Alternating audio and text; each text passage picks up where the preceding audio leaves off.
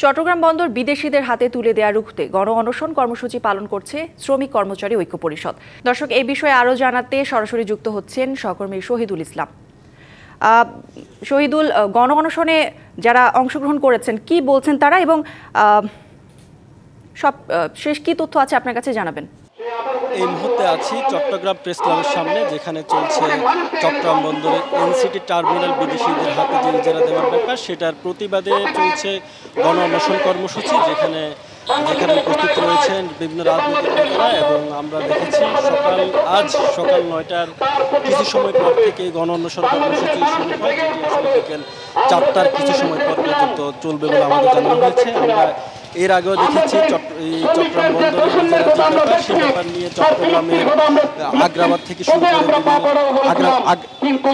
থেকে শুরু করে বিভিন্ন জায়গায় তারা বিভিন্ন কর্মসূচি পালন করেছেন। এবং তারই পরিপ্রেক্ষিতে এবং ধারাবাহিকতায় চট্টগ্রাম প্রেস ক্লাবের সামনে আজকের এই কর্মসূচি, এখন গণ অনশন কর্মসূচি চলছে, যেখানে আসলে শ্রমিক কর্মচারী ঐক্য পরিষদ এবং বিভিন্ন রাজনৈতিক নেতারা আমরা দেখেছি চট্টগ্রাম শ্রমিক দলের হোসেন এবং বাংলাদেশ প্যারালের বিভিন্ন নেতারা এখানে বলছেন।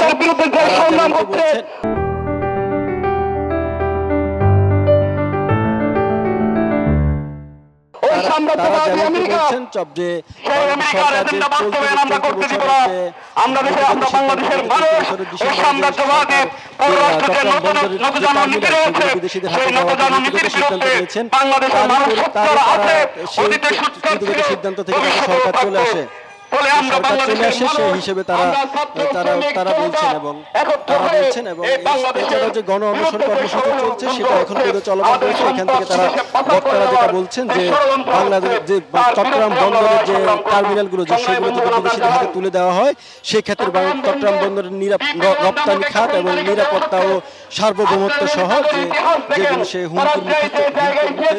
হুমকির মুখে পড়বে। সব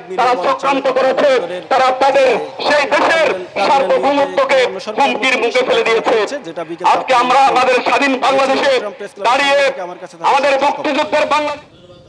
শহীদুল, ধন্যবাদ আপনাকে।